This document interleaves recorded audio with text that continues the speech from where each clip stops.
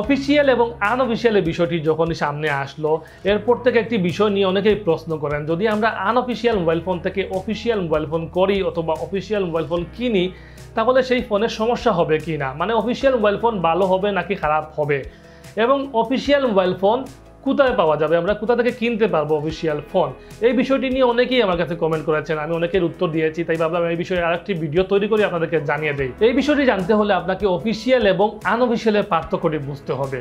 Official হলো সরকার কর্তৃক স্বীকৃত মোবাইল ফোন এবং আনঅফিসিয়াল হলো অবৈধ মোবাইল ফোন যার কোনো সরকারি স্বীকৃতি নেই।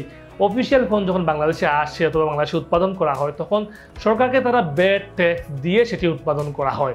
এখন আপনি একটি আনঅফিসিয়াল মোবাইল ফোন যদি কিনেন তাহলে যদি আপনার মোবাইল ফোনটি চুরি ছিনতাই হয়ে যায় তাহলে সেটি উদ্ধার করা অনেকাংশেই সম্ভব হয় না, কিন্তু আপনার একটি অফিসিয়াল মোবাইল ফোন যদি কিনেন তাহলে সেটি চুরি হওয়ার পর আপনার IMEI নাম্বার সাবমিট করে সেই মোবাইল ফোনটি চাইলে লক করে দিতে পারেন, কখনোই আর চোর ইউজ করতে পারবে না, অথবা আপনি প্রশাসনের কাছে গিয়ে আপনার মোবাইল ফোনটি ফাইন্ড করে বের করে নিয়ে আসতে পারবেন, কারণ অফিসিয়াল মোবাইল ফোন অন্য কেউ ইউজ করতে পারবে না যদি আপনি অনুমতি না দেন।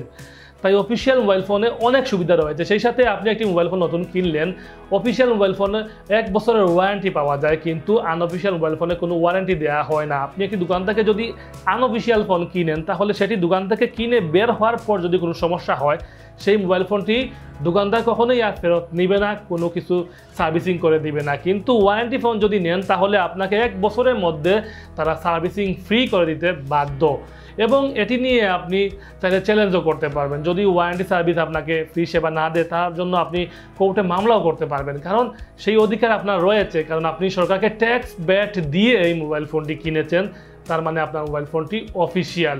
এবং আনঅফিসিয়াল মোবাইল ফোন দিয়ে আসলে কিছু করতে পারবেন না।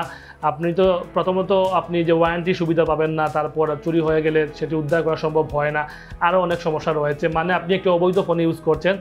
যেহেতু আমরা সেম প্রাইস দিয়ে এখন একটি অফিসিয়াল ফোন পাচ্ছি তাহলে আমাদের অবৈধ ফোন ইউজ করতে হবে কেন? যদিও আগে এক সময় ছিল আমরা কম টাকায় আনঅফিসিয়াল মোবাইল ফোন নিয়ে এসেছি ভারত থেকে বা বিভিন্ন দেশ থেকে, কিন্তু সেই সুযোগ আর নেই। এখন যদি আপনি আনঅফিসিয়াল মোবাইল ফোন কিনেন জুলাইয়ের পর থেকে তাহলে সেটি আর কাজ করবে না, নেটওয়ার্ক চালু হবে না, তার মানে আমি টাকা দিয়ে আনঅফিসিয়াল মোবাইল ফোন কেনার কোনো মানেই নেই। তাই যারা মোবাইল ফোন কিনবেন অফিসিয়াল মোবাইল ফোন কিনবেন এবং এটি হবে বেস্ট। এবং অফিসিয়াল মোবাইল ফোনে কী কী সুবিধা পাওয়া যায় তা এতক্ষণ আপনারা জানলেন। তো ভিউয়ার্স, যদি এই ভিডিওটি ভালো লেগে থাকে তাহলে অবশ্যই চ্যানেলটি সাবস্ক্রাইব করবেন, লাইক কমেন্ট করে পাশে থাকবেন। ধন্যবাদ সবাইকে।